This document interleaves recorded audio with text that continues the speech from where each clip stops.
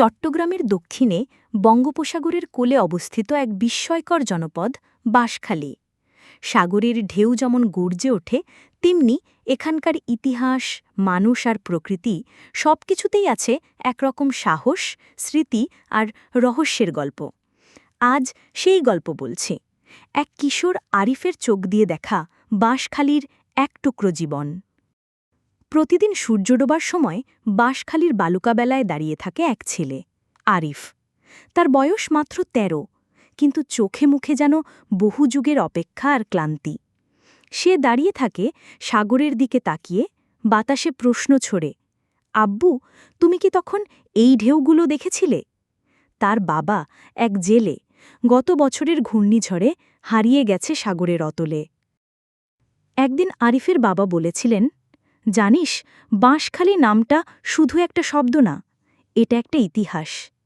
বাবা বলেছিলেন, কেউ বলে এক বোন তার ভাইদের বিরুদ্ধে লড়েছিল বাঁশ দিয়ে, কেউ বলে খালে বাঁশ জমিয়ে রাখত ব্যবসায়ীরা, আবার কেউ বলে একটা বাঁশের ডগায় এক অলৌকিক মাথা রাখা ছিল, আর তখন থেকে মানুষ বলতে থাকে বাঁশখালী।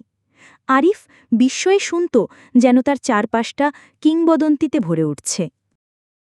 আজ সে একা, কিন্তু স্বপ্ন দেখে বিশাল। স্কুলে শিক্ষক যখন প্রশ্ন করলেন, আমাদের এলাকার গর্ব কি? কেউ বলল সমুদ্র সৈকত, কেউ বলল ঝুলন্ত সেতু। আরিফ দাঁড়িয়ে বলল, আমাদের গর্ব হলো আমাদের গল্প, যেখানে হারানো বাবার স্মৃতি, যেখানে খালে বাঁশ ভাসে, আর যেখানে প্রতিটি ঢেউয়ে ইতিহাস লেখা থাকে। বাবা বলতেন, বাঁশ শুধু ভেলা বানাতে নয়, স্বপ্ন ভাসাতে কাজে লাগে। আরিফ নিজে বাঁশ কেটে বানায় এক ছোট্ট ভেলা, তার উপর লিখে রাখে, আব্বু, তুমি হারাওনি, তুমি ঢেউ হয়ে আছো আমার সাথেই। তারপর সেই ভেলাটি ছেড়ে দেয় সমুদ্রে। আরিফ দাঁড়িয়ে থাকে সূর্যাস্তে, সাগরের দিকে চেয়ে, যেন চোখে জল আর মন ভর্তি সাহস। বাঁশখালী শুধু একটি উপজেলা নয়, এটা একটা চেতনা, যেখানে কিশোর আরিফ তার বাবাকে খুঁজে পায় ঢেউয়ের শব্দে, যেখানে মানুষ প্রকৃতি আর ইতিহাসের ভিতরে নিজেদের গল্প খুঁজে পায়।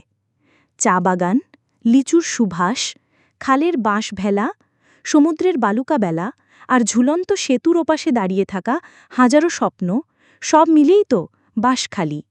আর সেই বাঁশখালীকে হৃদয়ে নিয়ে একজন আরিফ বড় হয়ে ওঠে, বাবার মতো একজন সাহসী মানুষ হতে চায়, কারণ সে জানে বাঁশ আর খালি মিলে শুধু নাম নয়, ওটা হচ্ছে উত্তরাধিকার।